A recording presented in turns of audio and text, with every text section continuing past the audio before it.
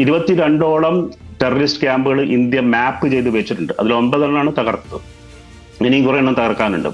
ഇത് മാത്രമല്ല, ഈ ആർമി കേന്ദ്രം വരെ ആക്രമിക്കാൻ തക്ക രീതിയിൽ ഇന്ത്യയുടെ ഒരു കോൺഫിഡൻസ് വളർന്നിട്ടുണ്ട്.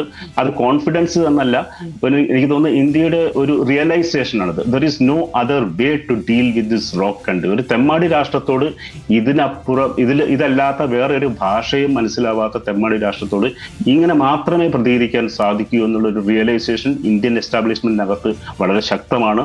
അതുകൊണ്ടാണ് ഇങ്ങനെ പ്രതികരിച്ചത്. ഇന്ത്യ ഒരിക്കലും ഇവരുടെ ആർമി എസ്റ്റാബ്ലിഷ്മെന്റ്സ് ഒന്നും അറ്റാക്ക് ചെയ്തിട്ടില്ല, സിവിലിയൻസിനെ അറ്റാക്ക് ചെയ്തിട്ടില്ല. തീർത്തും ഭീകരവാദ കേന്ദ്രങ്ങളെ മാത്രമാണ് അറ്റാക്ക് ചെയ്തത്, 9 ഭീകരവാദ കേന്ദ്രം. അതിന് മറുപടിയായി പാകിസ്ഥാൻ എന്താണ് ചെയ്തത്?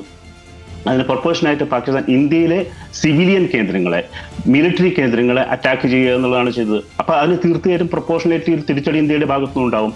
ആ തിരിച്ചടിയാണ് നമ്മൾ കണ്ടത്.